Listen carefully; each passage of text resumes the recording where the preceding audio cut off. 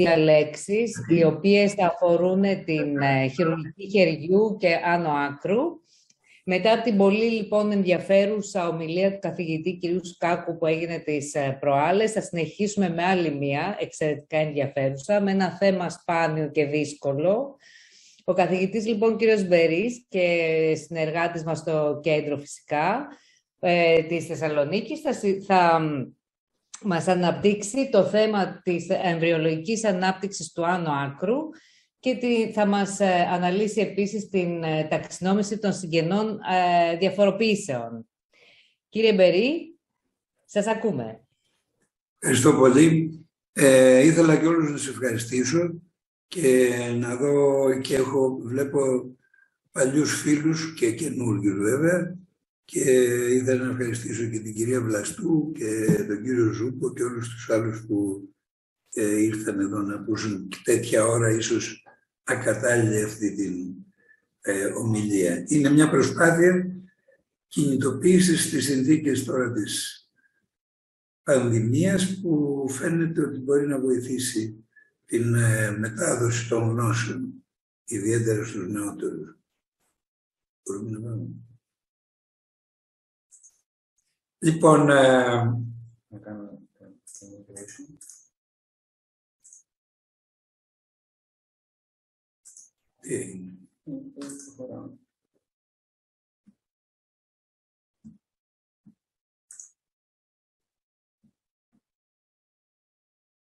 αυτό ξεκίνησε πριν από χρόνια, γιατί η ΦΕΣ, η Πανευρωπαϊκή Εταιρεία Χεριού, έκανε ένα μεγάλο συνέδριο στο Λονδίνο και το επίσημο δείπνο μάλλον ήταν στο Μουσείο Φυσικής Ιστορίας. Εκεί λοιπόν, κοιτώντας τους δεινοσαύρους, κοιτώντας τα άλλα θηρία και τα διάφορα, εντυπωσιάστηκα όταν κατάλαβα ότι όλα αυτά, όλο το βασίλειο, δηλαδή παλιά και καινούριο, είχε τα ίδια χαρακτηριστικά. Είχε δηλαδή ώμο, αγκώνα, κερκίδα, ολένη, κλίνη, περώνη κλπ. Και έμοιαζε και στο χέρι. Και από εκεί μου πήγε η ιδέα να ψάξω λίγο καλύτερα τα πράγματα, να δω πώς γίνονται όλα αυτά στο ζωικό βασίλειο. Αυτό τώρα.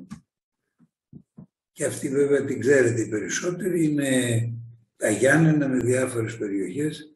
Αυτό το ωραίο παλιό σπίτι δυστυχώς γκρεμίστηκε τώρα.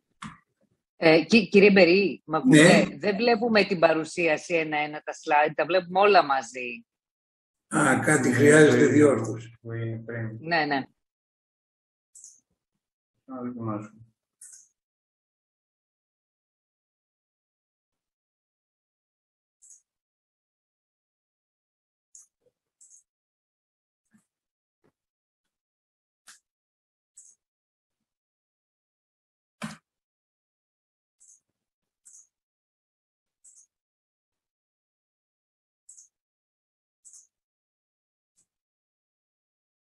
Τώρα διορθώθηκε.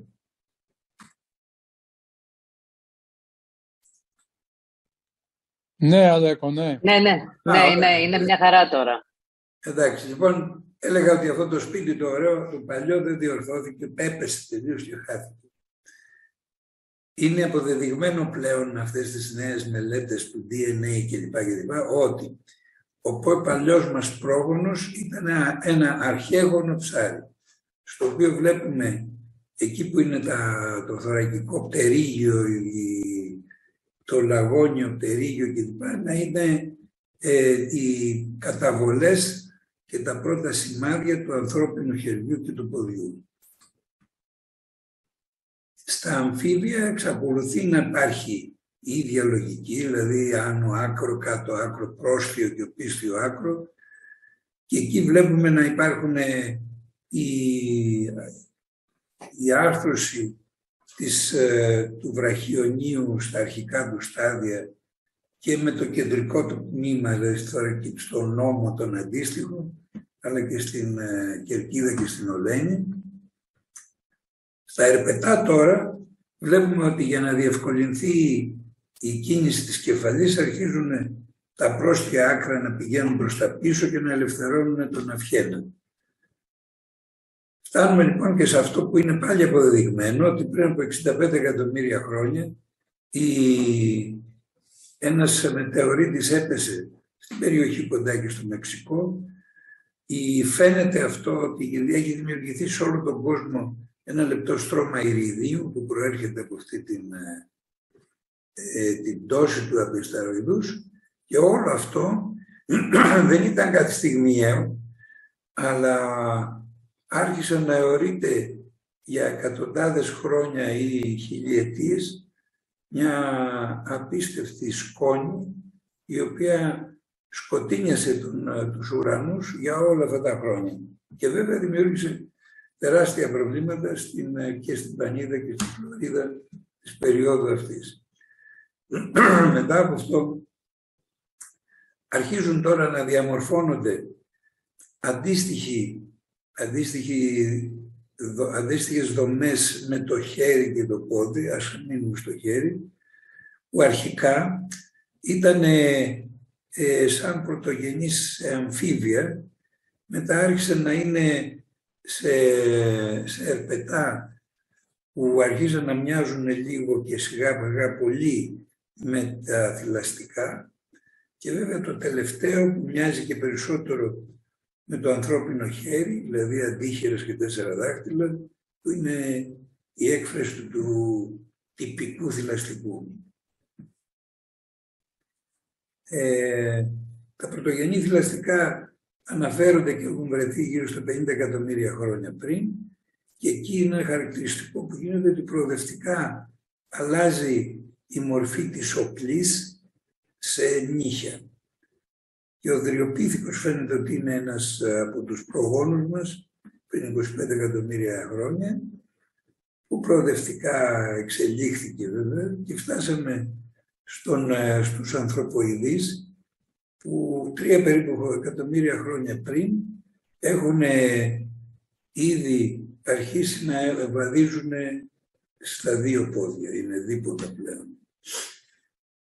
Τώρα το χέρι του πυθίκου, όπως ξέρουμε, είναι τελείως διαφορετικό από τον ανθρώπου. Γιατί έχει έναν μικρό βραχή αντίχειρα και υποτυπώδια, στο πούμε. Τα δάχτυλά του δουλεύουν όλα μαζί, δεν έχουν τόσο ανεξάρτητη κίνηση, και το ανθρώπινο χέρι είναι γνωστό ότι έχει αυτή την απίστευτη δυνατότητα του να κάνει ισχυρή σύλληψη, αλλά και πολύ λεπτή και ακριβίας. Στο χέρι λοιπόν του πυθίκου, εκτός από αυτά τα 2 που περιγράψαμε, έχει βρεθεί ότι ο πύθικος μπορεί να κάνει, ας πούμε, να ψαρεύει τερμίτες χρησιμοποιώντας ένα ξυλαράκι που το πιάνει με το ένα χέρι και φέρνοντας το στο στόμα. Αλλά δεν μπορεί να πιάσει μια πέτρα και να τη χρησιμοποιήσει σαν εργαλείο. Πράγμα που γίνεται στον άνθρωπο.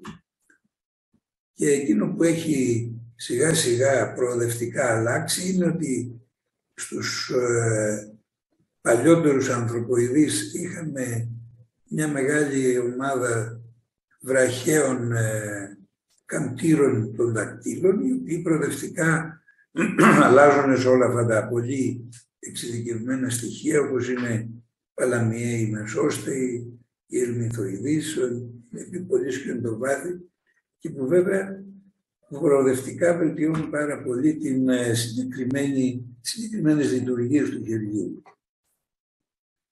Τώρα οι γενετικές μονάδες αυτές που κωδικοποιούν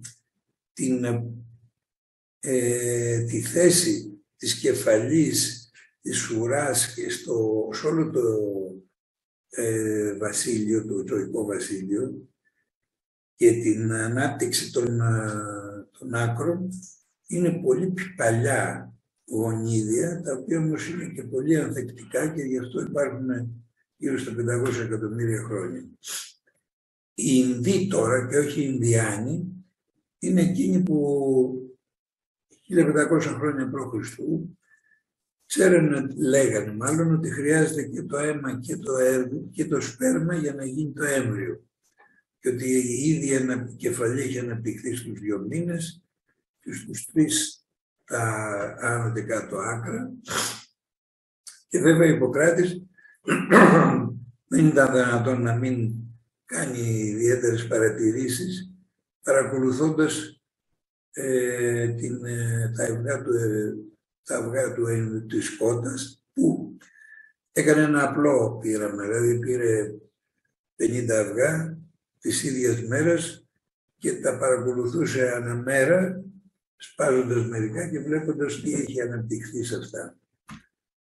Βέβαια και ο Αριστοτέλης μελέτησε για αυτό διάφορα έμβρια και ο Γαληνός έκανε σοβαρές μελέτες στην ανατομία του εμβρίου και βασικά περιέγραψε την αλαντοίδα, το αμνίο, τον πλακούντα. Ξέρουμε πάλι ότι ο Λεωνάρντο ντα Βίντσι ξέθαβε αρκετά πτώματα, δεν ξέρω αν έχει αποδειχθεί, αλλά έκανε νεκροτομές σε έγκυες μήτρες και μπορούσε να βλέπει την πρόοδο της κύησης στις διάφορες δόσεις. Και ένας άλλος, ο Παμπρίσιος, μελέτησε αργότερα τα διάφορα είδη των εμβρίων και ο γνωστός Βίλιαμ Χάρβι, που περιέγραψε την κυκλοφορία του αίματος, έκανε πάλι με απλούς φακούς μελέτη των εμβρίων της όρνηθας. Τα μικροσκόπια βέβαια ήταν εκείνη την περίοδο που ξεκινήσανε, το 72-75 Μαρτίκη και Γκραφ, και λίγο περίπου την ίδια περίοδο η Χαμ και ο Λέβενχουκ βρήκανε και μπορέσανε να δουν τα ανθρώπινα σπερματοζωάρια, που είχαν την εντύπωση ότι είναι μικροί άνθρωποι οι οποίοι απλώς πολλαπλασιάζονται και μεγαλώνουν. Και χρειάστηκαν 100 χρόνια περίπου για να δείξει κανένας, να δουν ως Παλαντσάνι, ότι τελικά για την ανάπτυξη του εμβρίου χρειάζεται και το άριο και το σπερματοζωάριο. Και ο Χισέν Χιλέρ είναι αυτός που, περιγράφοντας διάφορες συγγενείς ανομαλίες, ξεκίνησε την επιστήμη της τερατολογίας.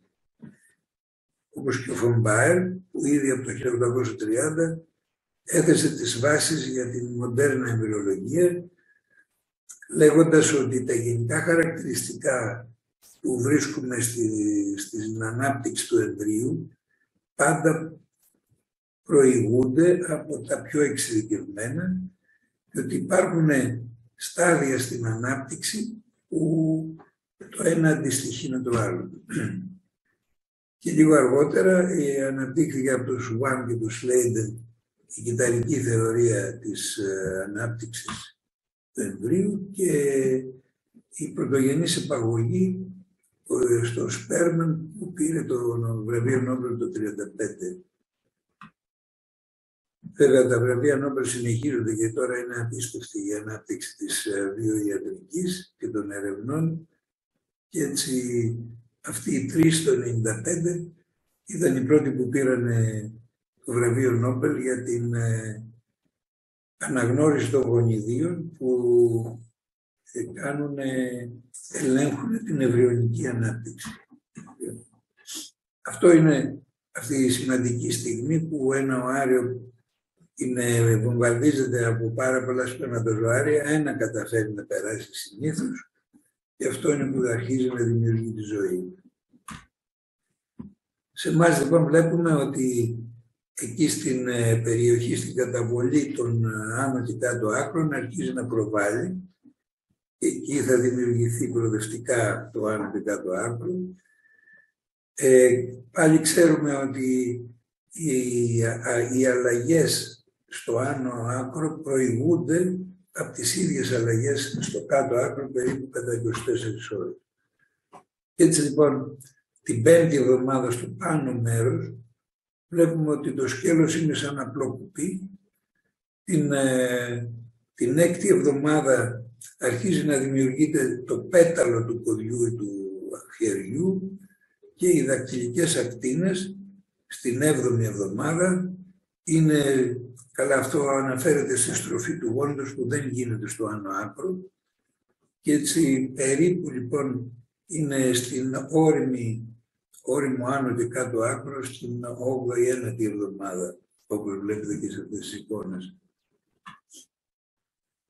Εδώ βέβαια είναι αυτή η καταπληκτική δουλειά του Νίλσεν που έχει κάνει μέσα στο ενδομήτριο πολλές λήψεις βίντεο και φωτογραφιών και αυτό ήταν πριν από 20-30 χρόνια. Έκανε ένα καινούριο λοιπόν που παρακολούθησε με ειδικές τεχνικές την εξέλιξη των εμβρίων και το εντυπωσιακό είναι ότι όταν βλέπει κανένας τα έμβρια σε πολύ μικρή ηλικία είναι σχεδόν όλα ίδια. Οι μηχανισμοί λοιπόν που ελέγχουν και οδηγούν την διαφοροποίηση αλλά και καθορίζουν το συγχρονισμένη ανάπτυξη είναι 4. Είναι η ιστική αλληλεπίδραση, ο καθορισμένος απικισμός και οι απικίες των κυτάρων, η ελεγχόμενη ανάπτυξη και ο προγραμματισμένος κυταρικός θάνατος.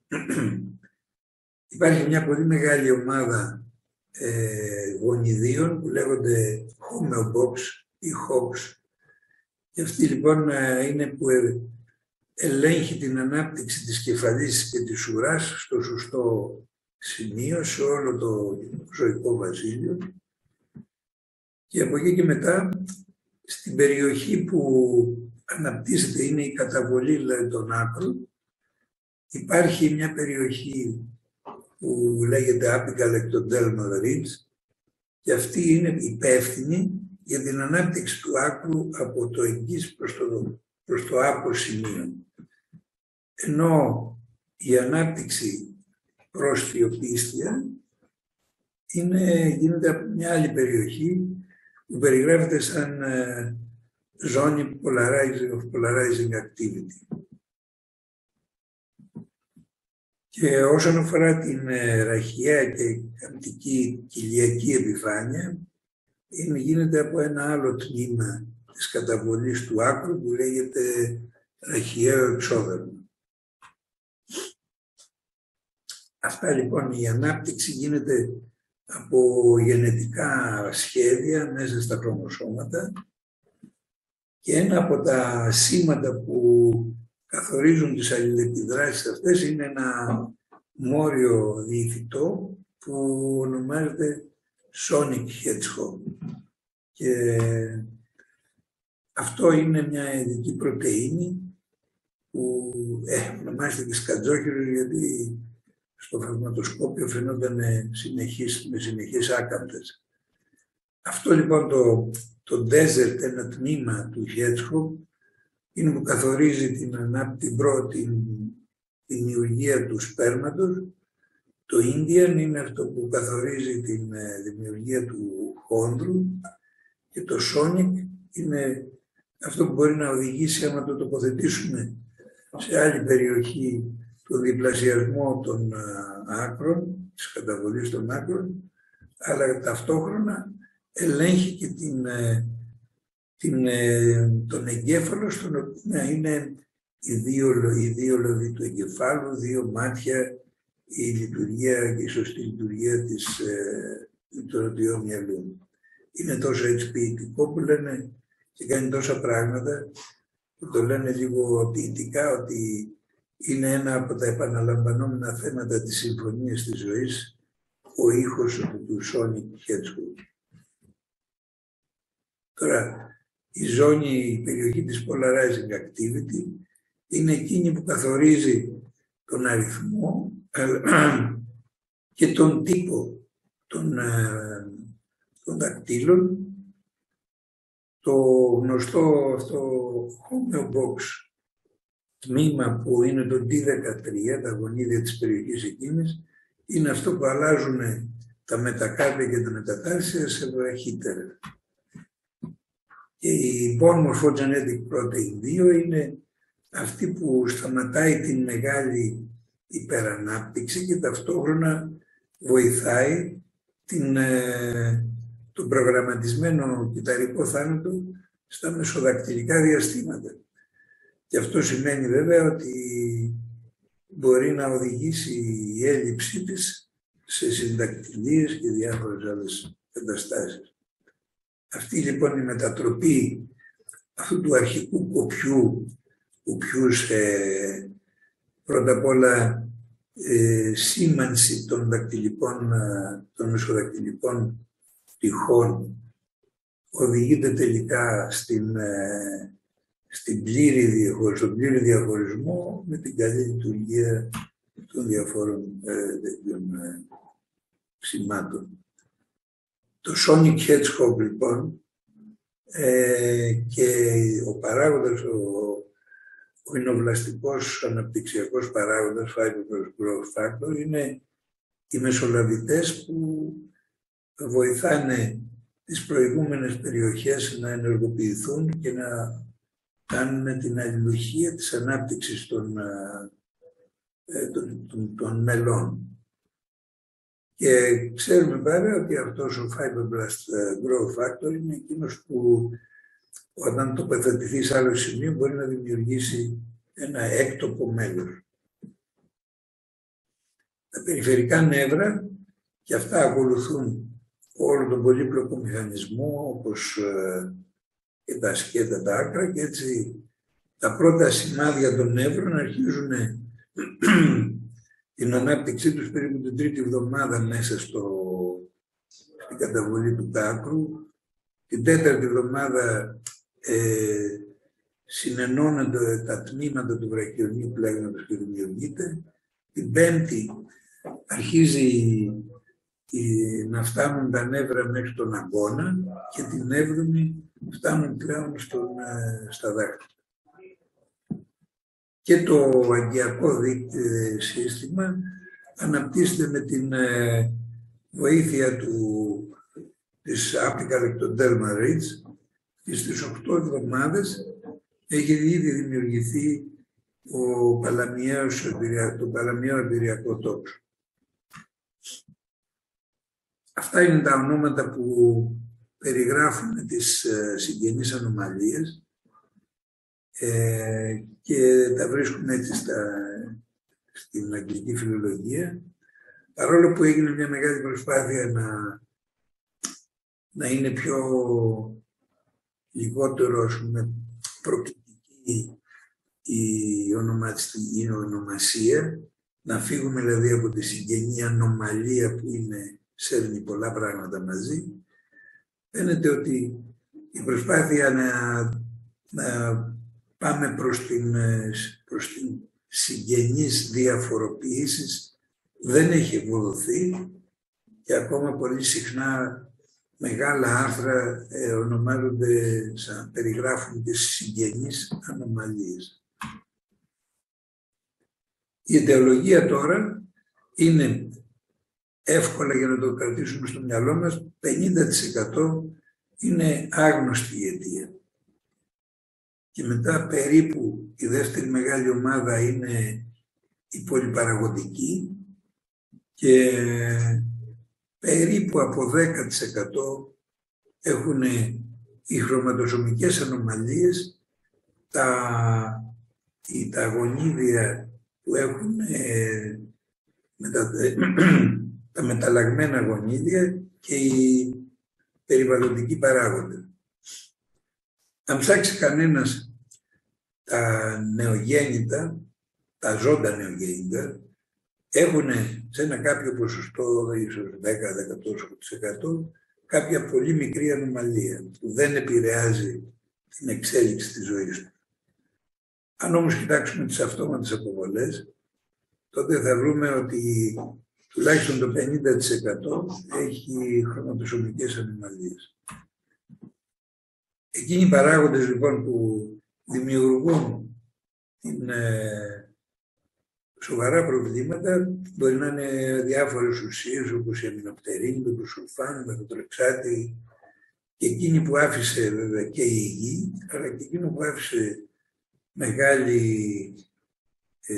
μεγάλα προβλήματα. Ευτυχώς το καταλάβαν σχετικά γρήγορα και δεν διαδόθηκε στον κόσμο πολύ. ήταν η χρήση της θαλιδομίδης στις έγκυες γυναίκες και μάλιστα πολύ νωρίς, που οδήγησε όταν ήταν σχετικά νωρίς στην οργανογένεση, στη φωκομέλεια, που ήταν φοβερή πάθηση και σε διάφορα επίπεδα, αλλά όταν γίνονταν αργότερα ήταν στην συγγενή έλλειψη της κερκιδικής περιοχής. Τώρα, αποτέλεσμα των γονιδίων που έχουν μεταλλαχθεί είναι η αχονδροπλασία και η συμπολυδακτυλία. Έγινε λοιπόν πριν από πολλά χρόνια με την πρόταση του Σουάνσον το 1964 η ταξινόμηση αυτή που ονομάστηκε ταξινόμηση της American Society for Surgery of the Hand, της International Federation of Societies for Surgery of the Hand και της εταιρείας των φυσιοθεραπευτών. Αυτή λοιπόν δημοσιεύθηκε στο πρώτο τεύχος του αμερικανικού τόμου του Journal of Hand Surgery, λίγο αργότερα, το 1968 από ό,τι θυμάμαι, και διατηρήθηκε για πολλά χρόνια και εξακολουθεί, πιστεύω, να καλύπτει βασικές ανάγκες, αλλά δεν καλύπτει τις εγχειρητικές διαδικασίες ή την αιτιολογική ομαδοποίηση. Αυτή λοιπόν ήταν αυτές οι 7 κατηγορίες. Ήταν η αποτυχία σχηματισμού, η αποτυχία διαφοροποίησης ή διαχωρισμού, ο διπλασιασμός, η υπερανάπτυξη, η υποανάπτυξη, το σύνδρομο του constriction band και αυτό που ήταν τμήμα πιο γενικευμένων συγγενών ανομαλιών. Αυτές λοιπόν ήταν όταν είναι στην αποτυχία σχηματισμού, όταν είναι εγκάρσιο είναι αυτό που περιγράφουμε το πλήρες, η συγγενής ακροτηριασμός. Και το επιμήκης είναι radial, ulnar και central. Όταν συζητάμε λοιπόν για το δεύτερη μεγάλη οικογένεια, είναι η αποτυχία διαφοροποίησης, διαχωρισμού, που από τον νόμο είναι η ομοπλάτη που δεν έχει κατέβει, πρόξιμο ραδιόλανση, η συνοστόληση που είναι ψηλά στον αγκώνα, η άπο ραδιόλανα συνοστόληση και στο χέρι είναι οι διάφορες συντακτυλίες, κλινοδακτυλίες κλπ. Ο διπλασιασμός είναι και αυτός γνωστός, είναι η πολυδακτυλία, ανάλογα με το αν είναι στην κερκιδική, στην ολένια πλευρά, και η πολύ μεγάλη που περιλαμβάνει και το αντιβράχιο είναι το χέρι καθρέφτης, όπως βλέπετε και εδώ. Βλέπετε καθαρά ότι είναι 2 οστάρια ολένης και πολλά τα δάχτυλα που έχουν δημιουργηθεί. Η υπερανάπτυξη είναι αυτή που είναι όταν αφορά μόνο δάχτυλα, η μεγαλοδακτυλία, η μακροδακτυλία, αλλά και η ίδια υπερτροφία ή ο γιγαντισμός όταν αφορά περισσότερο τμήμα. Έχουμε λοιπόν στην υποανάπτυξη τα βραχαία μετακάρπια και την βράχυφαλαγγία, όπως εδώ, και σε αυτό το σύνδρομο των δακτυλιοειδών περισφίξεων μπορεί να υπάρχουν ακροτηριασμένα τμήματα, να έχουν τμήματα από αυτά μετά τον ακροτηριασμό ή αυτό που δεν αναπτύχθηκε να είναι συμπεφημένο με κάποιο άλλο που και να αφορά όχι μόνο τα δάκτυλα αλλά και όλο το σκέλος. Βέβαια, ο Φλάτ είναι εκείνος που περιέγραψε εκείνη την περίοδο τουλάχιστον 112 σύνδρομα που είχαν σκελετικές ανομαλίες. Αξίζει τον κόπο να διαβάσει κανένας αυτό του Κόζιν τις συγγενείς ανομαλίες, γιατί εδώ προσπαθεί να βρει μια άλλη ταξινόμηση που έχει σχέση και με την εμβριολογική ανάπτυξη. Είναι πολύ πιο λεπτομερής, είναι ομαδοποιημένο, βέβαια δεν μπορεί να το θυμάται κανένας, διατηρεί την ίδια αρχική ομαδοποίηση. Έτσι έχουμε και εδώ την αποτυχία σχηματισμού των άκρων, που η εγκάρσια είναι η γνωστή, ας πούμε, ακροτηριασμός, συγγενής ακροτηριασμός, αλλά η επιμήκυση είναι τμήμα της φωκομέλειας, radial central ulnar και με άλλες υποκατηγορίες. Εκεί που έχουν μεγαλώσει πολύ οι κατηγορίες είναι στην δεύτερη ομάδα, που είναι η αποτυχία διαχωρισμού και η segmentation, όπως λέγεται μερικές φορές, που είναι η συνοστέωση, το τσάθρημα συγγενές γράμμα της κεφαλής κερκίδας, η συμβαλλαγία, η συντακτηλία, οι διάφορες συγκάμψεις, όπως είναι στην αρθρογρίπωση, τα triggering, η πλαστική thumb, διάφορα άλλα περί των αντίχειρων. Και βέβαια και σκελετικές, είπατε η καμπτοδακτηλία, το windblown hand, οι σκελετικές δηλαδή κλινοδακτηλία, τη Kilmer και η Delta, τα Delta bone. Λοιπόν, στο διπλασιασμό έχουν κάνει αρκετές υποκατηγορίες που αφορούν δηλαδή τον αντίχειρα, τον τριφαλακικό, την πολυδακτηλία και το mirror hand εδώ υπάρχει. Λοιπόν, τα άλλα είναι περίπου ίδια, δηλαδή οι άλλες 4 κατηγορίες, δηλαδή η υπερανάπτυξη, η υποανάπτυξη, το σύνδρομο των συγγενούς constriction band και οι γενικές παραμορφώσεις. Αυτός μέσα σε αυτό το ωραίο άρθρο του δεν περιγράφει μόνο με περισσότερες λεπτομέρειες, αλλά κάνει μια μεγάλη προσπάθεια να τονίσει και ποιες είναι οι αιτίες που δημιουργούνται, όπως εδώ, ας πούμε, όταν έχουμε υποπλασία του αντίχειρα ή πρόβλημα στην κερκίδα, ότι είναι μια προοδευτική μείωση του fibroblast growth factor που ξεκινάει από την περιοχή του apical ectodermal ridge, όπως και όταν έχουμε το κεντρικό πρόβλημα ή το cleft hand, τότε θεωρούνται ότι οι αιτίες του είναι στο τμήμα του apical ectodermal ridge, αντίστοιχα. Ή όταν είναι ολένιο το έλλειμμα, ότι είναι βλάβη στην zone of polarizing activity. Και εκεί λοιπόν όταν έχουμε ενδιάμεση φωκομέλεια, δηλαδή το χέρι μπορεί να είναι πιο στο φυσιολογικό, μπορεί να είναι στην περιοχή του αγκώνα, και κυρίως η βλάβη θεωρείται ότι είναι στο apical ectodermal ridge.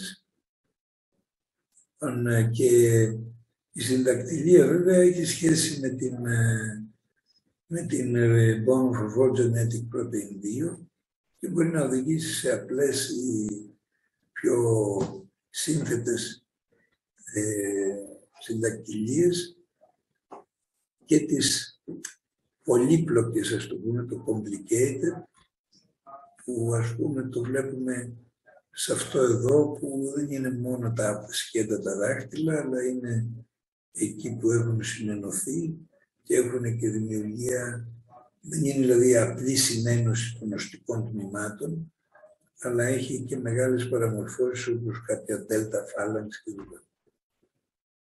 Λοιπόν, εκεί τώρα στις πολυδακτυλίες φαίνεται ότι ο κυριαρχικός παράγοντας είναι αυτό που λέγεται Sonic Hedgehog.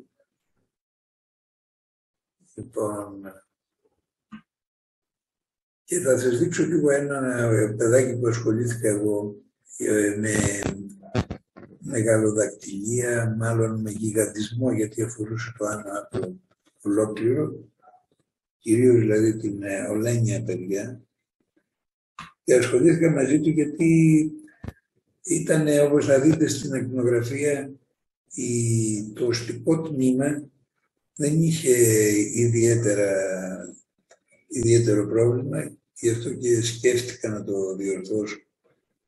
Αλλά αυτό το παιδί, όπως βλέπετε εδώ, αφορά όλο το ένα άκρο, το αριστερό όπως ήταν, αλλά άμα δείτε τα οστικά τμήματα, είναι περίπου το ίδιο με εκτός από την τελευταία φάλαγγα, στα δυο ολένια δάχτυλα με τα κερκυρικά. Αυτό το παιδί λοιπόν είχε έρθει ήδη σε επαφή με έναν καθηγητή Κανό, ο οποίος ασχολείται ιδιαίτερα με την γενετική βάση των συγγενών ανομαλιών. Βρέθηκε ότι, γιατί στάλθηκαν τμήματα από το χειρουργείο για να γίνει το έλεγχος, η γενετική ακολουθία, και βρέθηκε ότι είχε μια αλλίωση στο γονίδιο αυτό το πικ 3Cα, που είναι σε μια ομάδα προς, δηλαδή είναι μια κατάσταση related overgrowth spectrum condition.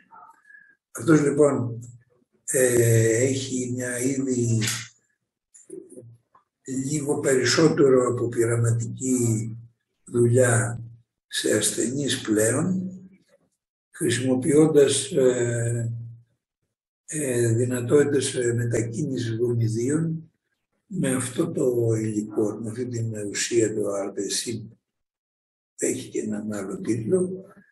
Και αυτό γιατί το παιδί με αυτή την μετάλλαξη είχε μια πολύ ραγδαία και συνεχή χειροτέρευση αυτού του λιπωματώδους ιστού στην μασχάλη, σε όλο το χέρι, και δεν μπορούσε έπρεπε να γίνει κάτι σε αυτό. Περιμένουμε να δούμε τα αποτελέσματα. Και ο κόσμος γενικά αναφέρει ότι οι συγγενείς ανομαλίες που έχουν κάποια στοιχεία μπορεί να βρεθούν μέχρι 1 περίπου % το πολύ 2 στα νεογέννητα, και το 10 περίπου % από αυτά αναφέρεται στα άνω άκρα. Και εκείνο που πρέπει να έχουμε στο μυαλό μας είναι ότι όταν βρούμε κάποιο λάθος στη δημιουργία των άκρων, μπορεί αυτό να διοδηγήσει σε διαταραχές στο σχηματισμό άλλων συστημάτων, και έτσι αυτά τα παιδιά που έχουν συγγενείς ανομαλίες πρέπει να κάνουν μια πολύ συστηματική αξιολόγηση, που πιθανότατα θα πρέπει να περιλαμβάνει και την γονιδιακή ακολουθία, για να δουν οι πιο ειδικοί πιθανές μεταλλάξεις και προβλήματα. Ευχαριστώ πολύ. Λοιπόν, ελπίζω να μην σας κούρασα ιδιαίτερα και να σας έδωσα κάτι να βοηθήσει, σαν βοήθημα. Κύριε Μπερί, συγχαρητήρια για αυτή την τόσο αναλυτική σας ομιλία. Είναι σίγουρο ότι αυτά τα θέματα πρέπει κανείς να τα κατανοήσει βαθιά για να μπορέσει να τα προσεγγίσει αποτελεσματικά. Ειδικά αυτό το τελευταίο που μας αναφέρατε, νομίζω ότι είναι κάτι που όλοι πρέπει να θυμόμαστε, ότι μια συγγενής ανομαλία του χεριού μπορεί να συνδυάζεται με άλλα προβλήματα των εσωτερικών οργάνων. Παράδειγμα σοβαρό είναι βέβαια το radial claphand, η κερκιδική επιμήκης, αποτυχία σχηματισμού, που μπορεί να οδηγήσει σε ανεμία Fanconi, κάτι που πρέπει μονίμως να ελέγχουν οι γονείς και εμείς να τους το αναφέρουμε, γιατί είναι δυστυχώς μια θανατηφόρα κατάσταση. Πραγματικά καταπληκτική ομιλία, σας ευχαριστούμε πολύ. Τώρα δεν ξέρω αν υπάρχει κάποιος που θα ήθελε κάτι να σχολιάσει, να ρωτήσει.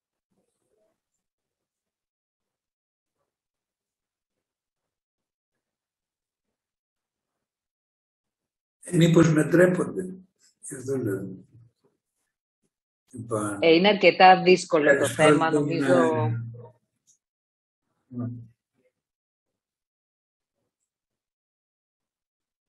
Λοιπόν,